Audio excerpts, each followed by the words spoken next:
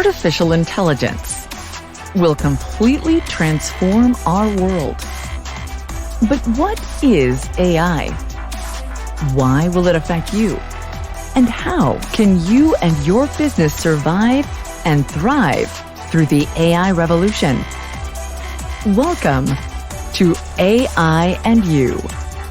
Here is your host, author, speaker, and futurist, Peter Scott. Hello and welcome to episode 125. Today we will conclude the interview with Mark Lee.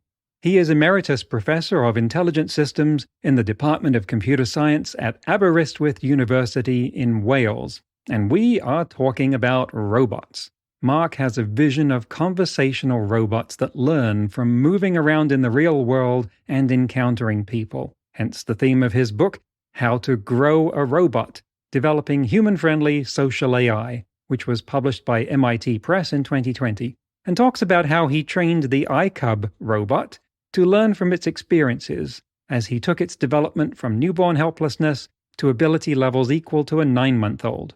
Last week, we talked about what meaning means to a robot, some connections with Alan Turing, the role of curiosity, and the relationship of computer vision to interpreting the 3D world. Let's get back to the interview with Mark Lee. And you talk about engineering, and with the other things you're talking about, do you feel that you're closer to engineering or closer to neuroscience and human development or biology? My view is as an engineer, so I say, how can we build this? And we've got lots of the data from these neuroscience, psychology. We've got all sorts of information. We've got stuff from evolutionary theory about why the brain is bigger in us than earlier species of Homo. And that's because the frontal lobe is bigger with Homo sapiens because, according to the anthropologists, we are more social than the early apes and animals. So the social brain hypothesis says that, our group size is roughly 150 people that we know very well, whereas chimps have about 30 and their brain size is similarly reduced in the same ratio. But the frontal lobe is the bit that makes the difference, apparently, because the earlier species, like Neanderthals, had a big brain like us, but it was at the back where the vision area is that was developed because they lived in the northern hemispheres in the Ice Age, and it was very dark, and they needed better vision. So Wow. The theory goes. Where would advances in science help you the most? In engineering and AI or in neuroscience? Neuroscience is useful, but I don't think it's going to... Most neuroscience works on the adult brain and even adult monkeys' brains. And very little work is actually done on infants' brains because obviously you can't intrude such a brain. During surgery on an adult, you can actually do experiments, but you can't with children. So there's lots of data in neuroscience about the structures, but not about how they grow and change. And there's an enormous amount of change in the first year, an enormous amount of neural growth and decay of neurons. So, what I would really like is more people working in this area who are interested in making systems that behave like humans and are happy to work with psychology data. And I think that's a problem, that most AI people look to neuroscience. They don't look to psychology. What would you like to see if you look far down the road that you're on here as a goal, as a dream, as a product that is perhaps driving you to go in this direction? What would you like to see the outcome of that be? Well, as I speculate in the book, conversational robots, social robots would be the goal of this sort of work. It would be very nice to see a robot you could sit down with and have a conversation. And the robot would know enough about the world that it could understand your interests and your motivations and talk to you about it. Once you can do that, you can lead on to lots of other things. But I think conversation is the important thing. And that's what the brain size hypothesis is about. It's the bit that matters is the conversational part. And that makes us different from the other animal. What do you think about the conversations that people are having with large language models at the moment? Well, they're very impressive what they do, but they don't understand what they're doing, those language models. So Mary says something to a robot. Mary says, John doesn't like Alice or something. A language model could kind of figure out what that means, but you would never get the full contexts and nuances that you'd have in a conversation, and multiple levels as well. John said that Mary thinks that Frank doesn't like her, that multiple levels of mentalizing of what different people are thinking. And those sorts of understanding are based on what's going on in the world. And if the systems don't have any connection really with the world, how are they going to reason about it? How are they going to talk about it? They're going to look at bits of text, of course, where similar things have happened. Right. But that won't last for long. Every conversation is unique, in fact, and you can't always look up the answers from recorded history.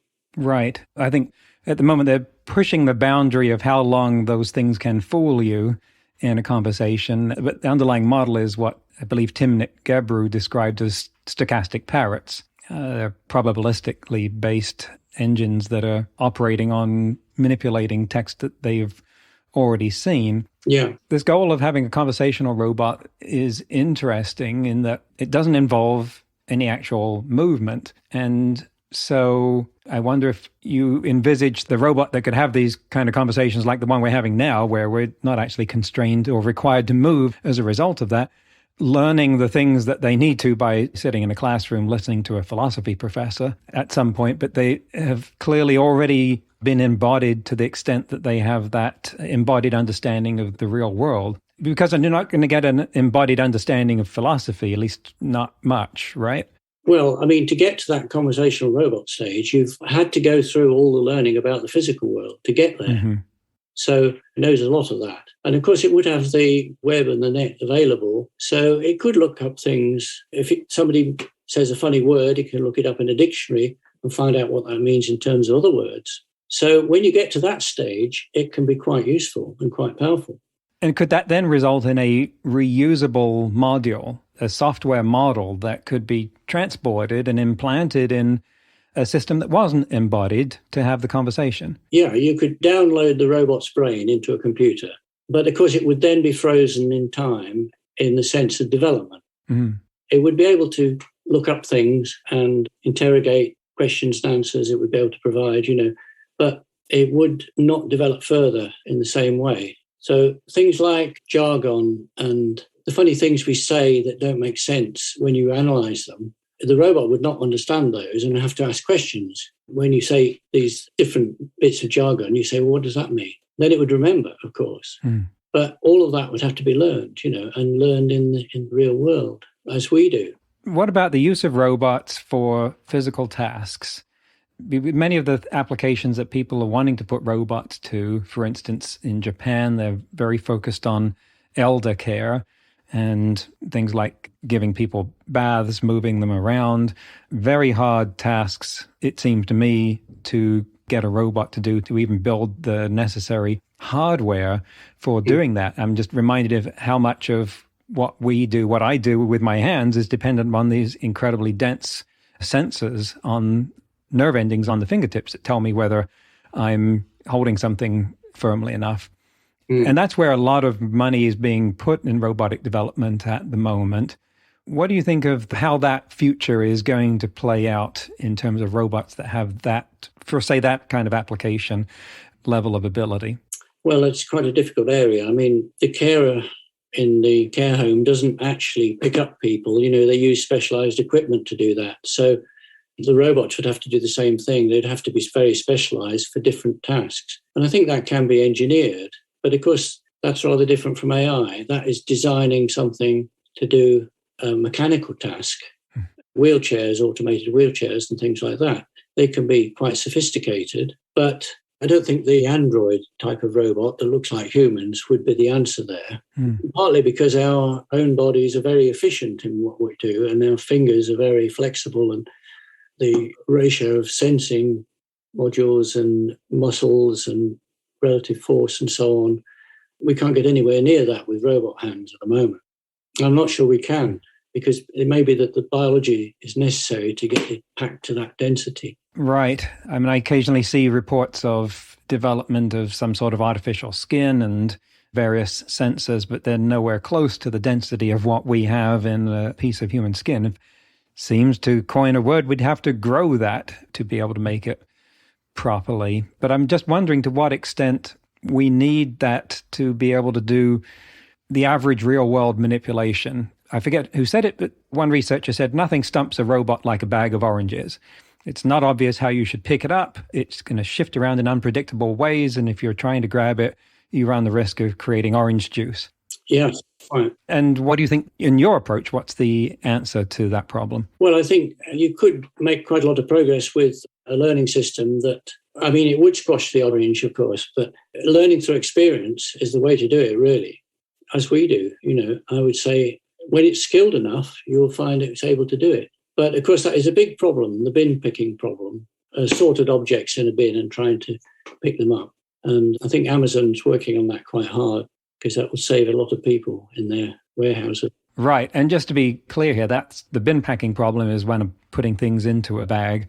This researcher was talking about the problem of a bag, like a netting bag with oranges in it that you're picking up, and it's got half a dozen oranges in it and they're going to move on you. And how do you pick it up? It doesn't have a handle.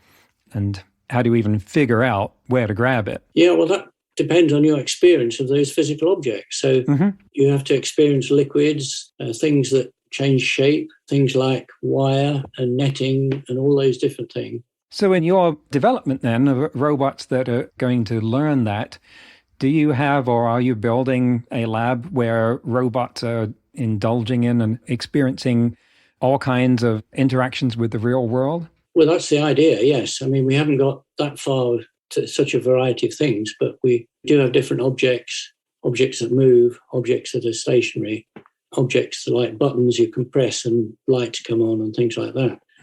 Yes, but I mean, we have to go further along that road to get there. Other labs have done it through repeated trials where they set 20 robots going overnight for several days, trying different things out and recording the successful ones. But that's a rather, it's not terribly intelligent. It's a data recording process, really. Well, and it would be good if there was a way for the labs that are doing this to not have to duplicate each other's work, so that once one learned how to walk, they could share that model with everyone else, and the others could work on making coffee or something. Yes. But they'd have to be the same sort of robot. Where in this development pattern does the idea of values come in? Because as humans are developing this understanding of the world, we're also developing values, what's important to us. We get a lot of this from our parents and then from other people in the environment teaching us, don't do that, don't hurt people, be respectful to your elders, don't hit your little sister, all of which is essential to a safe conduct in the real world. How do you give a robot that? Well, I think there's two things here, really. One is a sort of ethics of the robot. I think at some point, you would have to enter into the system some rules that stop it from doing certain dangerous things by accident. The other thing is I don't think the robots have gone through the developmental process. I mean, they wouldn't have goals of their own. They would imitate humans and you could train them to do things that you want them to do. But they would be platonic in their demeanour. They wouldn't have strong passions or wants or intents, despite what the media often portray. I think that's a biological thing because we live in a framework where we have some very essential things. We must have shelter, we must have food, and we get born and we die. And those facts of life don't apply to robots at all. Right. So in terms of emotions, I don't see that robots should have strong emotions. I don't see any reason for that because they don't have a concern. Right. I'm thinking about, well, in a grand scale, it's the value alignment problem here, but robots can play around with all kinds of things in the physical world to learn physics, and they'll get an understanding of the physics of everything from fish to boards of wood. But if I've got a practical robot, and to just come up with a trite example, I say, go down to the store and get the newspaper for me. I don't want to have to specify every step that it's going to have to take and every condition that it might have to deal with along the way. I want it to figure that out. Somewhere between my house and the store, it could encounter an unpredictable situation that requires the exercise of ethics. It sees someone that's hurt, or it has to avoid hitting someone, or all kinds of situations that we can imagine that we deal with automatically that require the exercise of values, which are things that we learn from our parents at the same time we're learning how to run up and down stairs. So where does that training part of the process come in? I think most cases where accidents occur, the robot would be observing them and not necessarily be involved in them. But that might still be something that it should know to do something about. You see someone bleeding to death on the side of the road, don't just keep going because your goal is to go to the store and get a newspaper. If it recognised that, it would know that bleeding is bad for humans. It would know a lot about human emotions because it would recognise human states.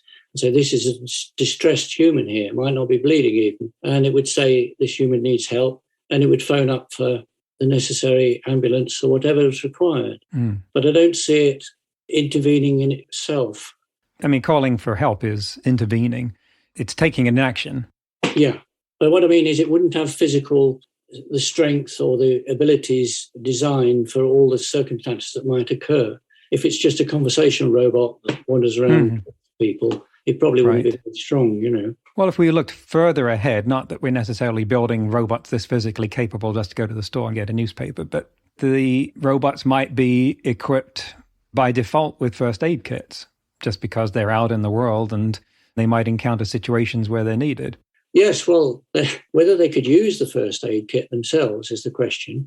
They could certainly carry one and give it to people who needed it. Wouldn't it be as easy to train a robot to apply a bandage or a splint as it would be for it to learn how to play cricket? Yes, it would, yes. I mean, this is up to what you want to do with these robots. If you want to go around as first aiders, yes, they could do that. Or both. I guess it's just a question of how much training you want to give it. I think it is. And you'd probably need some sort of training school or something. You'd have to decide how much training these robots need before you release them, you know, for any useful thing or to the public. And even then, the user might want certain functions out of the robot and they have to be trained for that. So it's a matter of what. I see. So in the developmental path you're pursuing towards conversational robots, do you see them being released, and in what way? Yeah, I could see them wandering around, say, in a park or in a university campus and sitting on seats, and people come up to them and talk to them and say, what's your name? And they'd have names. They wouldn't have gender because they don't have gender, but they'd probably have male or female names because of their speech synthesizers would match that. And you could talk to them and tell them about yourself. And then another day you could meet the same robot in the park and carry on the conversation because it would record the history. And it would say, how are you feeling today? You weren't that well yesterday. And it could advise you that paracetamol is useful for headaches or something. And you could talk to it like a person. And a lot of we're talking about care homes, a lot of the human interest is having conversations with people. You know, they like to have conversations. And the problem with current computer systems is they're very poor at conversation. Yeah. Chatbots and Turing tests and all that. Right. And when you're describing your work to the public, there are certain tropes that the media loves to attach to any mention of the word robotics. Most of those articles have a picture of the Terminator next to them. And the ones that are more thoughtful will start talking about Asimov's laws of robotics. To what extent do you find yourself pushing back against unhelpful or obstructive narratives to help people understand what you're doing? Or is, for that matter, Asimov's work at all useful? Well, I don't find the predictions very useful, no. A lot of these seem to be produced by physicists and people like that, not people who are actually programming the systems. And the software people, I find, are generally much more cautious. You know, even the AI people, the top AI people, are much more cautious about it. It seems to be a strange thing. I mean, recently, a few years back, there was a big headlines about they would take over the world, you know. There would be machines that would connect together, decide that they were more important than humans and take all the energy resources and so on, and all these scenarios. I mean, I just don't think those are going to happen. When you look at it in detail and say, well, we would intervene, we're not going to let it happen. So it's a bit unfortunate that. And self-driving cars are talked about all the time, but getting to level 5 of self-driving cars with no steering wheel means that the car really has to have something like human intelligence, because it can be stopped by the police or something. Say the police wants to talk to the car and tell it that there's been a problem and it's got to go on a different route. You know, I mean, all sorts of cases like that. And the problem with self-driving cars is the same as all the other problems, really, that it works very well for 90% of the time. But the long tails on the distribution, the odd cases where problems come up, each one of those tends to be unique. So you cannot group those together. You can't classify those together and solve them. Each time it's a unique one, and there are enough of them to be a problem, even though individually they're very rare. And that's the same with language things. It works well most of the time, but there are these odd cases, and the errors that come up are horrendous with some of the systems that are being used. Right. 90% isn't good enough. We need something that's 99.9, which actually makes me think of the uncanny valley and the anthropomorphic types of robot. And it's very easy to build something that people relate to empathetically. Pretty much just putting eyes on it that don't even have to move, puts it in the realm of teddy bear, and now we start having a reaction to it. And so when we start talking about robots that have any kind of, not even necessarily humanoid form, but mammalian form, you can create this empathetic reaction, this emotional reaction. And that's been done with lots of toy robots like the Jibo and the Pleo. And Kate Darling explores this in her TED Talk about the Pleo robot, which is very simple compared to the things we've been talking about. And so when you're talking about having a conversation with a robot, to what extent do you think about the way that you might want to anthropomorphize that robot or give it these kind of qualities so that we want to have a conversation with it, so that we feel like that's useful or that there's something on the other end that's worth talking to? I think that's right. I think we do need to make the thing attractive to people. And there are lots of robots that aren't attractive and people don't like. Boston Dynamics. Yes. They're quite scary, aren't they? Quite a lot of robots. They like small ones, not too big. We use the iCub, which is based on a 3-year-old child. And that sort of non-threatening size is important. But also there's other biological data, like we tend to blink our eyes at the end of sentences or double blink sometimes when we're emphasizing things and so on. And you can make the robot copy these patterns of behavior. And gesture, of course, is very useful. So some of those techniques can be used to make the whole thing more friendly, more human-friendly. But quite a narrow path, I think, to get that right. And it's easy to make a mistake and people will reject it quite easily then. Well, this is fascinating. Obviously, I could talk for hours about this. We don't have hours to keep going. So I'm going to ask you to help wrap things up here and tell us how people can find out more about what you're doing, follow your work, and get your book. Okay, well, of course, the book, I should say, includes nearly all of what we've talked about, including some speculation about the future and what social robots might be like and how they would talk and so on. And it's based on our work over the last 10, 15 years in which we've been doing experiments on infant development. And that work is continuing in a community of people called Developmental Robotics or Epigenetic Robotics. And there are conferences and series on that and a few books around if you really want to get into the technical stuff. So that it is growing, and you'll find that people are getting more interested in a developmental approach, even in bigger systems. They don't do the whole thing like I'm talking about, but they will introduce the developmental idea.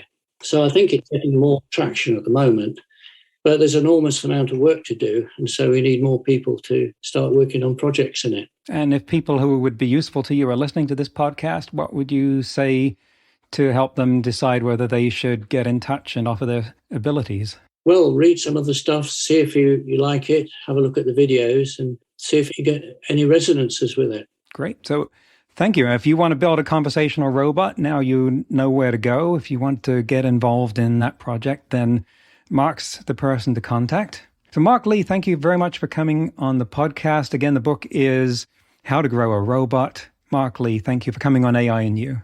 Thank you. It's been a pleasure. And that's the end of the interview. That really expanded my view of how robots might evolve.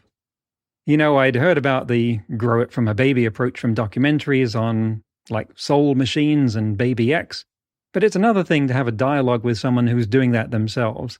And what a great field to be working in. I mean, how exciting and how wonderful to be at a time when there's money available to work on that.